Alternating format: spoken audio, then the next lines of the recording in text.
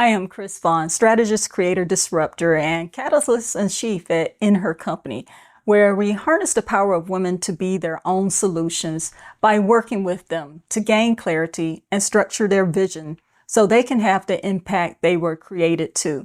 We do this by perhaps some surprising things, embracing positive disruption, journeys along the road less traveled, and providing unique perspectives like that expressed in our upcoming podcast series, Create, Drawing Business Lessons from Art. You will meet 8 remarkable women representing diverse artistic backgrounds. It was a pleasure to not only meet these women, but to learn from them and to learn more about their work. And it is work. Their expertise, willingness to experiment that actually led one to painting with fire and beeswax, and the care that they take to ensure that their time-honored crafts retain value and relevancy, even through modern practice. A wealth of insight is spread throughout the series. Yes, creative process. Yes, materials and technique. But also, prepare for the belief that you are not creative to be challenged, to harness flow state in any environment. And yes, we even went there by entering the discussion of digital art, AI, and human creativity. So grab a notebook. We look forward to your feedback. As always, use hashtags InHerCo and Create Series, and tag us at InHerCo_ on Instagram. You may also want to join our Substack at inhercompany.substack.com to be notified of each episode's release. Be sure to share each segment and that you yourself tune in. Now, let's get on with the series.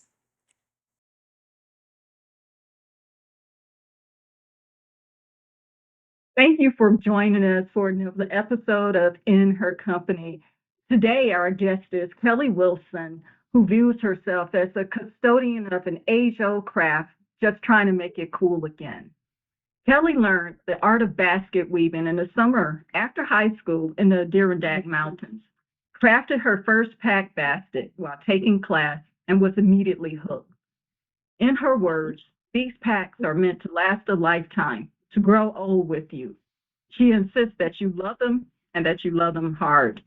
Now, 20 years later, Kelley has expanded her business to include many sizes and styles of basket, each with their own unique shape.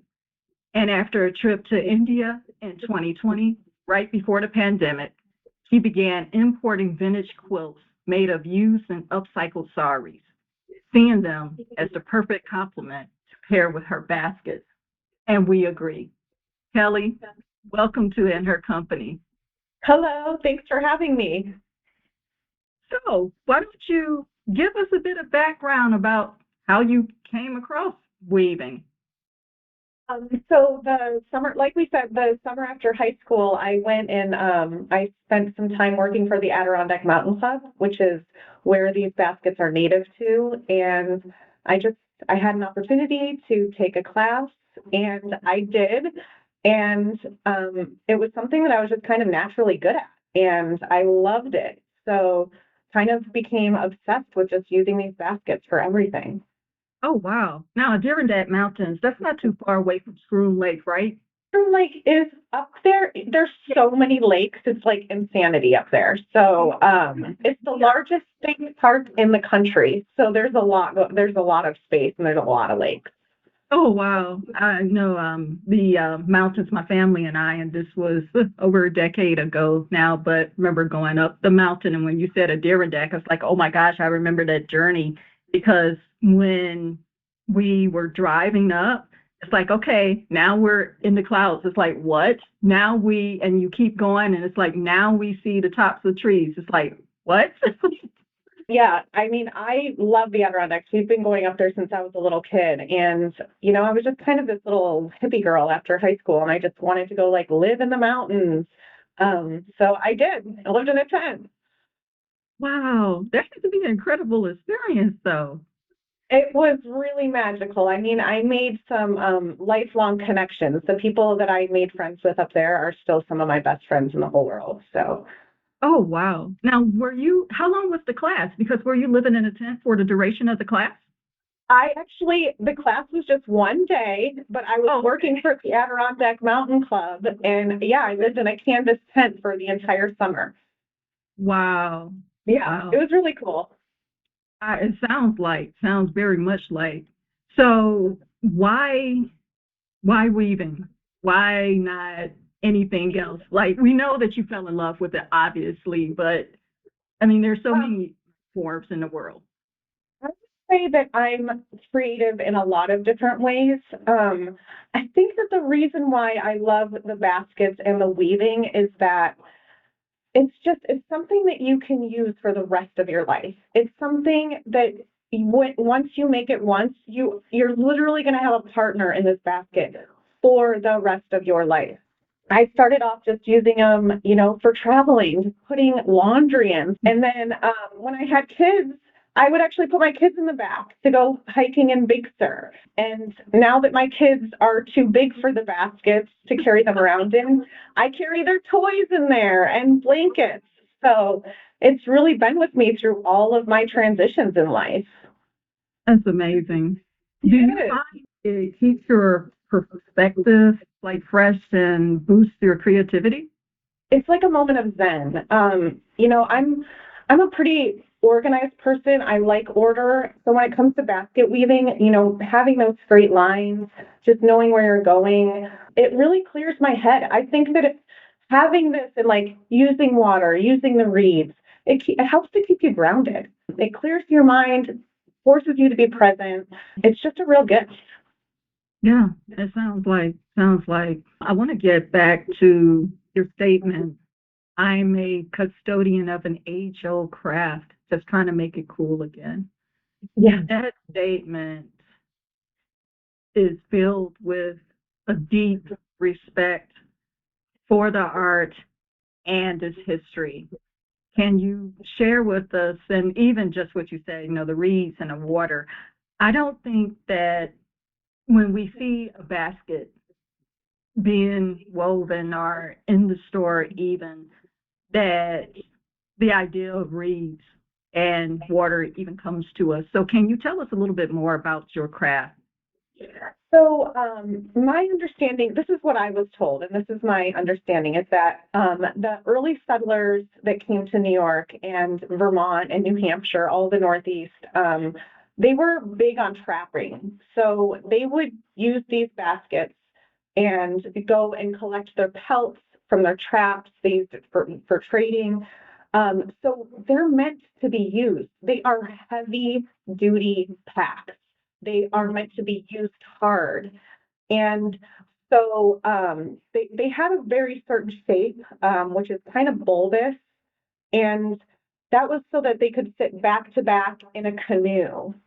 Oh, So it would fit in the size of the boat. But, I don't have a canoe. I don't use a canoe anymore.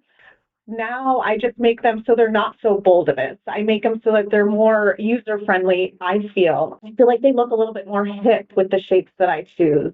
So yeah, I'm just bringing this craft into the new ages and just trying to make it cool again, bring it back to the streets. yeah. Adapting it to our uses in like modern day, however we would come across that. That's awesome. That is Yeah. awesome. So tell us about your initial experience. Like, were there any biases or misconceptions, or like even what was the greatest myth that you personally busted? I would say that I think people think that, art is hard. I think that people think that being creative is hard. Yeah. And, it's not. All you have to do is create the space, create the time. I think that there's a misconception of you need to be like really, really prepared. You might need to be prepared for baskets, but to be creative, mostly if you look around, you have everything you need. You can just start. You can just start doing it. And I think the idea that art is hard, I think is a huge myth, and it intimidates people. It stops them from wanting to try. I agree. I agree. So, and coupled with that is the misconception on creativity that it either is only a select group of people are, that are truly creative, or that creativity itself is hard. Right. Because we I go mean, from these kids that express everything and, draw and gather leaves and make leaf and twig pies. And then we get older and it's like, oh my gosh, I don't have yeah. a creative soul. That's not Well, and that's the thing. Like, I didn't know I was good at baskets weaving until I did it. Yeah. I didn't know that I was going to want to weave baskets until I started. So it really is about creating the time and putting in the effort to just carve out that space for yourself. To give yourself a chance. Yeah, give yourself a chance. We're all creative. We're humans. We are, for sure. Yeah. I guess that. I was one of those people. I liked creative things. The end product. I took dance. I took classical piano for 8 years. And then as I got older, it was the same thing. I never thought I was creative. And then I started writing again. I was like, hey, wait a minute. Yeah, I actually am. And I use that in my business, Yeah. to make everything that we do better. And it's really sad to me that we forget that we have creativity because, we're pushed into this mindset of like having to make money, be successful, but you can bring this creativity with you. You don't have to abandon it. And I think mostly it's about making that time for yourself. It should be a part of everybody's self-care. We're all obsessed with self-care right now. Like maybe just sit down for 5 minutes and write whatever you need. That's an interesting point too. Do you feel that tapping into one's creativity would alleviate some of the issues that we see today in mental health, or even just, simply stress, which isn't simple in itself, but because those things in themselves are layered. So do you I think that is a remedy? 110%. I think that stress comes from maybe, not clearing the head enough, not feeling really grounded in the moment. And when you do find those outlets for creativity and you do find those moments of zen where you're able to clear your head of, anything, I find myself not to be a very stressed person, so I can't speak from experience that it's helped me, but I can't help but think that maybe I'm not a stressed person because I have always had this outlet. It's just very important for me to be grounded in the moment. And I know that people around me that are stressed, they don't tend to do that for themselves. So true. Nor do we Yeah. live in a society, unfortunately, that encourages you to do so. I know it really is unfortunate. We're so obsessed with like getting what our neighbors have or getting to a certain space that we're obsessed with getting somewhere. And it's like, what about right here, right now? Like, where are we? Like, let's just focus on the fact that it's a cloudy day. It might snow tomorrow, but right now I love this lighting. It's just important to be in the moment, I think, and having a creative outlet, especially like pottery. Using your hands to create something, I think, is just such an amazing stress reliever. Yeah, yeah, I'm guilty on that because that's one thing I'm working on being more intentional about this year is being in the present. I do take hikes, and when I go hiking, I lose track of time. But it's the experience, and it does Yeah, nourish you. It does feed your soul. So being yeah. more intentional rather than always thinking about the future because you miss out on your present. You Right. know? And even with hiking, I mean, I know a lot of people that hike and even when they're hiking, they're like, I'm hiking, I got to get through this. I think it's really important to find the joy in it. Yeah. Like make sure that when you are intentional about going for a hike or about finding a creative outlet, that you do find the joy in it. And you remind yourself of that. Yeah, because if you take that approach and that defeats the purpose of the hike anyway, it becomes another stressor. And then you don't do it because you no longer enjoy it. I know. So where do your creative ideas originate from?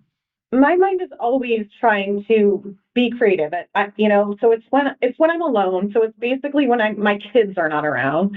So it's so weird. I love the shower. I get Really? so many creative, inspirational ideas in the shower. And Oh my God, so it's true. Your ideas come to you in the shower. They do. They do. I'll get out of the shower. My husband's like, I'll be like, I figured it out. And I'll just spew to him. But the problem with the shower is you never have a pen and paper to be like, here's my ideas. These are excellent. It's really weird. I don't know why. Wow, that's awesome. You should get you one of those boards. Your husband probably will be like, she's gone too far now, but they have those whiteboards that you can write in the shower. They're like with suction cups. Yeah. Do that. I watch out. I'll start writing books. Now that we know that's a valid point shower. Okay. Yeah, that's cool. So let's set the scene. You have a new project. What I'd like you to do is to walk us through your creative process. Like you've been doing this for over 20 years. Yeah. And so sometimes we become so good at something that we no longer think about process. But with you, you mentioned the material selection, but walk us through what that looks like for you. Material selection, any nuances or considerations? I am a creative spirit, but I'm also a like 110% Virgo. So I'm really organized. My husband is So too. So oh yeah, I love Virgos. They're like earthy, organized people. I just love it. So for me, it's usually just prepping for either a show or a market or a pop-up, or I'll have some special orders or something. It's basically just like making my list and checking the boxes. I get the reads, and what I do is I pre-cut everything. So I make sure that I have one full basket, everything I need in a pile. And then here's another basket in a pile, and I'll lay it out and have 10 ready to make. And then I just start busting it out. I just pick a book, pick some music, and just start reading. And so, what are your thoughts? Because so we have that you basically group everything. You start out with one basket and then you separate them into their own categories, and you say you pre-cut the reads and whatnot. But what are your thoughts throughout this process? Like, is there continuous flow? Is this something that your hands do to muscle memory and due to your memory, of course, that you're putting together? Like, what does that end of it look like? I would definitely say it's mindless for me. Like, not that I'm not present, but that I do find that like moment of zen where I'm clear, I don't have to think about anything, and I'm just working. The hardest part of every basket is literally the very beginning and the very end. So all of those steps in the middle are just, like I said, like making the rows, in and out, just flowing, basically. What makes the beginning and the end the hardest part? Almost everything in life. If you don't have a good start, if you don't set up yourself up for success, it's going to be hard. And so a lot of basket weavers will actually use like a mold almost so that they all turn out exactly the same. I don't do that. I like to let every single basket kind of take its own shape. Some have different shapes, some are more bulbous, some are really straight, some are extra tall, like all of a sudden I forgot to stop and they're really tall. So it's really all about setting yourself up and just making sure that you've got where you want and you know where you're going. Is the weave pattern dictated by the product you're making or by the creator? It's the same every time. It's in and out, up and down. It's like weaving a blanket, weaving a quilt, or weaving like a rug or something. It's all the same. It's up and down, in and out. Weaving paper, even. So have you ever started out weaving one thing and it became something else? Yes. I have also definitely started weaving and been like, I am done with this. I've been fighting this. Today is not my day. I need to stop right now. And I will just call it a day. Like if I can't get through one, or if maybe my mindset's not right, or I'm just like, what's happening? This is not working for me today. I will just call it a day. I'm done. Just bag it up. Come back another day. Because how many times do we force something that's not working, or how many times do we like throw more time and throw more energy at it, and when we really need to step back and just let it go for a moment? So I think that's great. Yeah, I mean, I think it's part of all the creative process. Sometimes you just gotta let go. You know, Yeah. my husband is also an artist. He's a painter, and I can see when he's lost his creative streak because I laugh at him. I'll be like, you started squiggling. You're just filling space with these squiggle lines. I'm like, you got to step away, got to step back. You've lost it. You've lost your vein, your creative flow. So just take a break. And I do the same. Both of you guys are creatives, though, which is awesome. What are some of the triggers that signal to you that, okay, I'm about to hit the point where I need to back off? Probably just like annoyance. All of a sudden, I'm just like, I'm annoyed with this.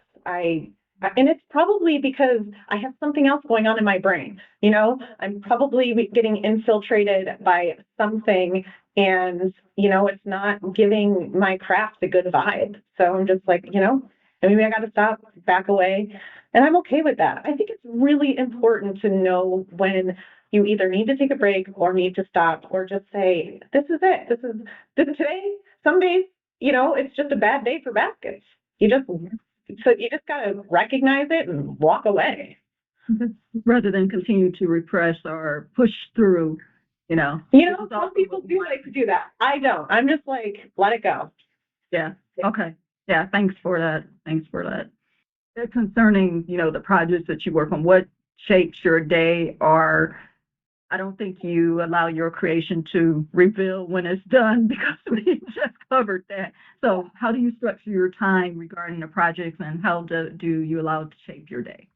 I would say that it depends on deadlines or what I have to get done. If I need to like put my head down and I know that I need to make 3 or 4 baskets in a day, like I said, I cut it out, I place them out, and I just do it. I, I mean, I said that I'll walk away if I'm not having a good day. That does not happen often. Like I'm literally thinking of maybe once or twice in my brain that has happened where I've been like, I've got to get away from this. Usually, like I said, it's a point of zen, and I just get in there and I just do the work. I enjoy doing the work. I enjoy working with my hands. So to set it up, even if I have a deadline, it's just like you just set it up. You can only do what you can do. So just set it up. And like I said, as long as you've got your stuff organized and you're ready to go, you're good to go.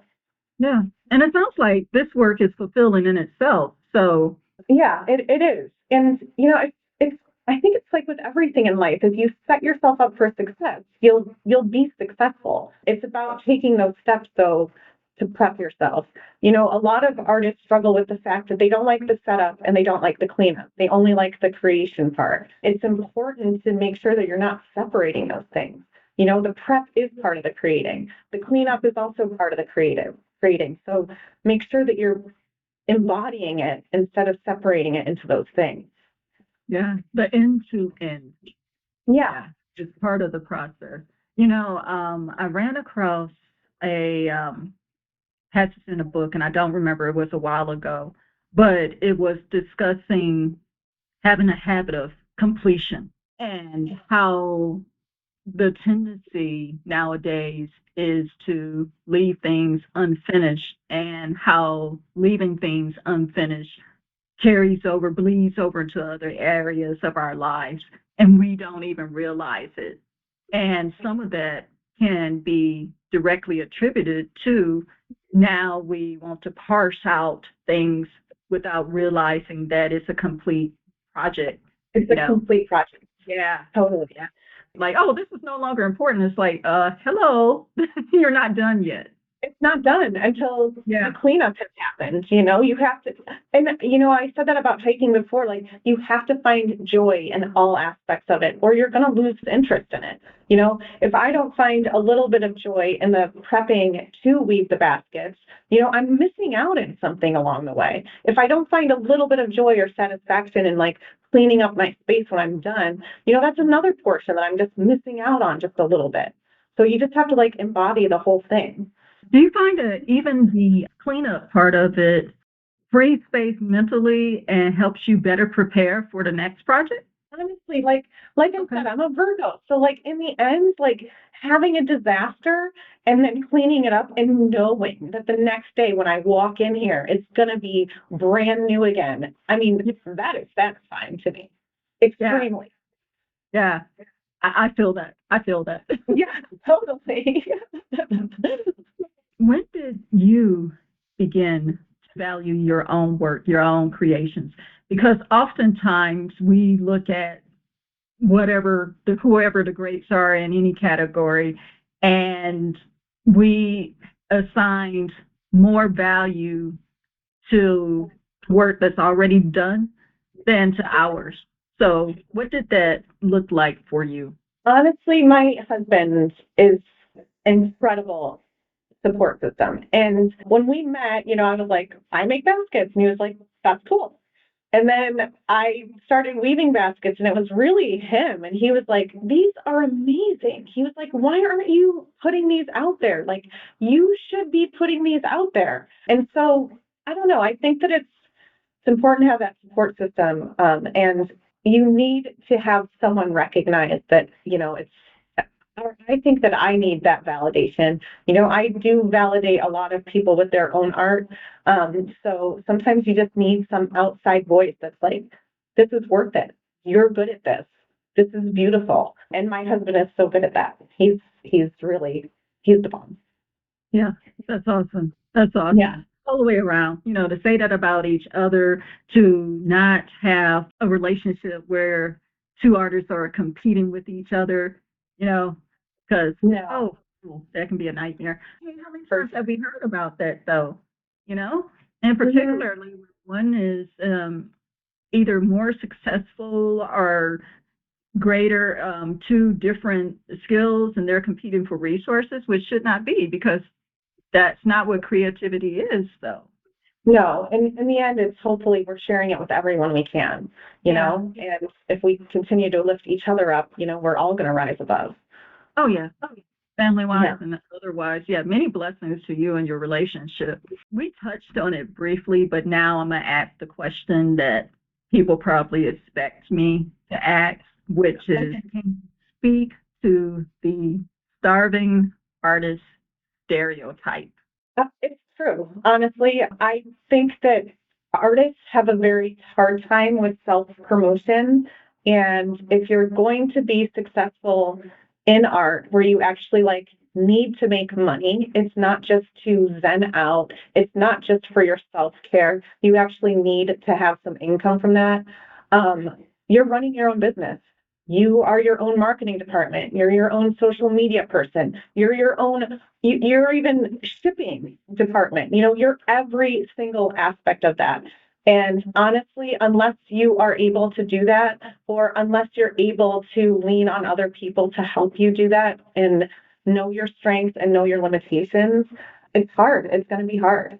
So, yeah, I mean, the other thing is too, is I think that artists or creatives, a lot of us are so good at getting down and doing the work to say, I did this. Look, I did this.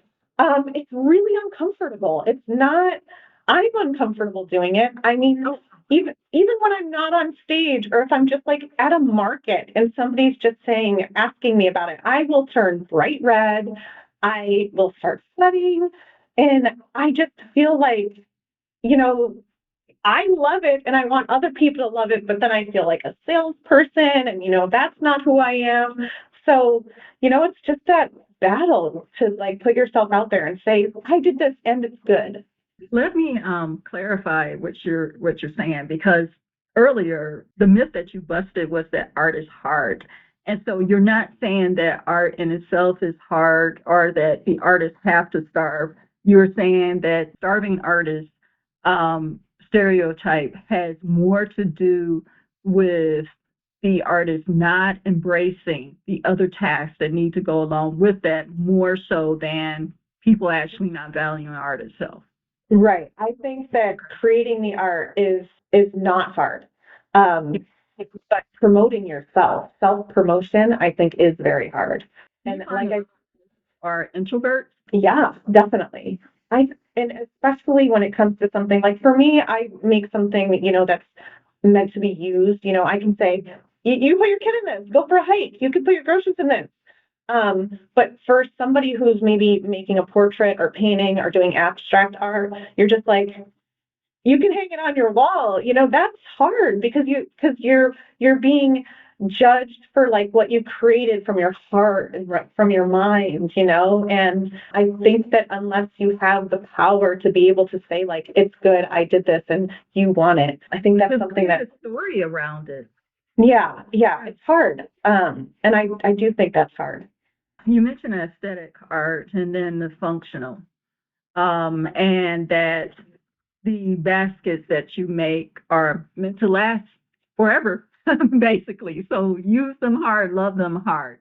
What about though for those who may be thinking, because once upon a time, like when we were growing up, that's what we looked for. You know, we looked for quality pieces. It was nothing, it was not out the ordinary for someone to have even their great great grandparents' furniture because it was well made. And that's Right. what the expectation was. But now we're in a society where consumerism is high.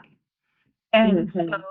for people in particular who are into, who do create like yourself, functional products that you can love hard that will definitely last, how do you address that issue? Because you won't repeat buyers, but you also want quality of product. So what's that triple constraint that you face? I think that when it comes to like specifically my baskets, I do have people that are return buyers, but normally they're return buyers because they've loved it so much because they're buying it as a gift for somebody else. Or somebody's like, oh, I have this huge basket, but I want a smaller basket. So I would say at the most, somebody buys maybe two of my baskets for themselves. But also, like, isn't that amazing? I bought something that's literally going to be with this person for their life, and then maybe they'll pass it down. I think that there is a trouble that comes with because the wasteful consumerism that we're in right now. I think that when I say the baskets cost $200, you know, people are like, whoa, whoa, whoa, I can get a basket at IKEA for like $60. And, you know, that's a battle because Fine too. right. But people don't see the value in it. All of a sudden they're like, whoa, it's $200 per basket. That's crazy. So like having to like almost justify your craft and say like, well, I made this with my two hands. It started with reeds and water. I think that it's trying to explain the value sometimes that gets really frustrating with that. Or even Yeah. have to, because when you say handmade, that's the value. That's the value automatically. Everything else on top of that is icing on a cake. It should be. And you know, a lot of times I just want to say, like, you walked all the way over here because you loved this basket. You know, like that's why you were drawn to this. So there's some value in that too. Oh yeah. Oh yeah. In fact, you should Yeah. say that. Heck yeah. Yeah. Why did you let them sell themselves and realize what drew them? You walked Yeah. all the way over here to me, not to this other stand. So you tell me why it's worth $200. You Yeah, know, and exactly. with your other friends or anybody who visits your home or sees it, what they'll think. But I think Yeah. it's also amazing because it just goes to show that there are the customers that we have that firsthand experience with, but there also may be a secondary, you know, customer market, which is, you know, the people who buy your baskets as gifts for their family, friends, or, you know, whoever. So, you know, that's like a Yeah. built secondary, you know, market. So that's awesome. It is. It is. And you know, I just started doing some classes too. Like I've taught my own like first class and you know, I have Awesome. to kind of preface this with this is not a drink wine and, you know, paint a picture. Like we are going to be doing work for like 5 hours for you to weave this basket. So yeah, it's also like explaining that. Like if you want to take one of my classes, fine, but it's going to be really hyper focused on actually creating something that you're going to have for the rest of your life. Yeah, I think SIP and whatever has become like HGTV for art. So I know.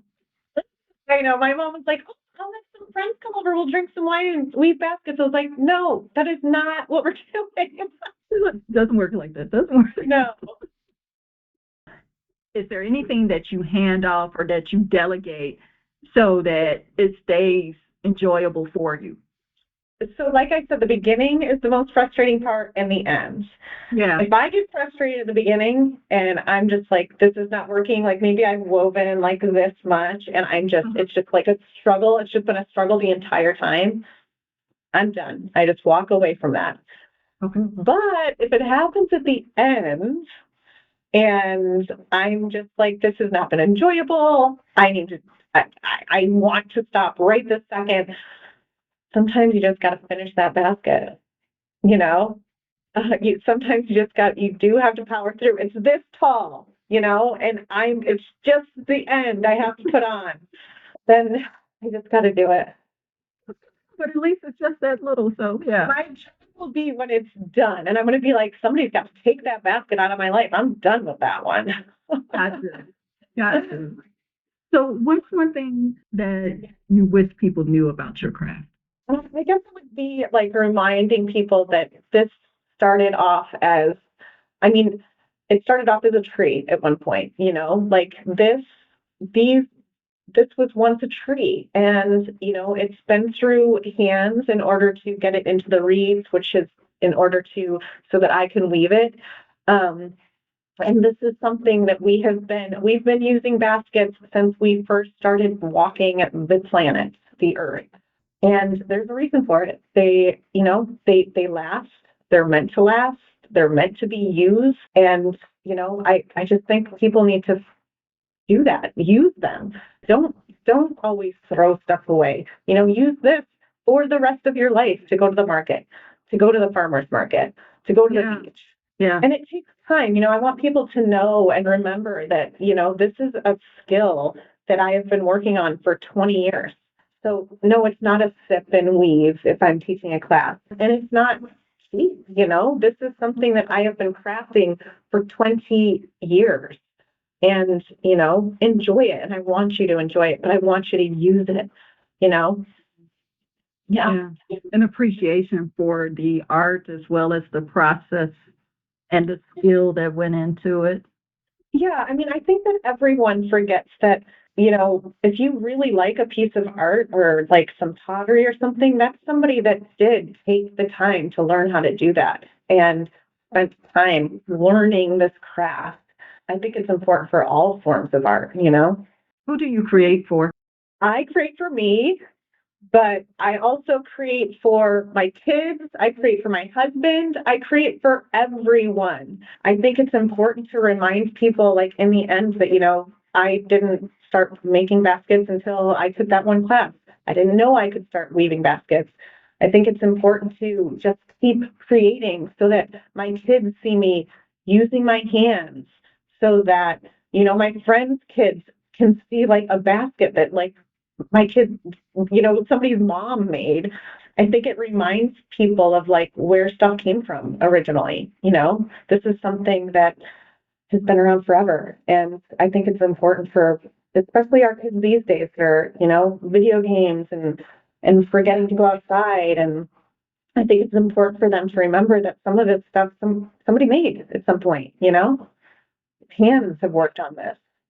So we already know that you can make anything, but let's expand this a bit and say you can make anything.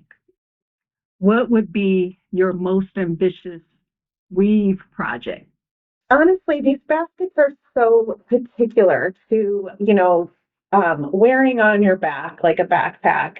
I love making them for like wedding gifts, or somebody who's had a new baby, where I just know that this is going to be a part of their life. I just find that to be so incredible. I mean, I have my first pack that I've ever made from that one class I made that one time.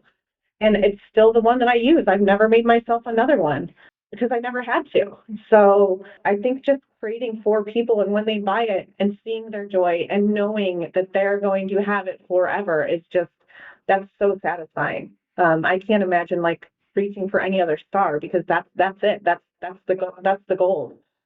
That's awesome. You'll have Yeah. to send us a picture of your first one. That is fabulous. Because how many people can say that? I have the first whatever it was that I made. Yeah, That is fabulous. Make sure you send us a photo of that. We'd love to see it. It's traveled the country with me many, many times. Wow, awesome. So, how can our viewers and listeners reach you? And do you Um, accept commissions?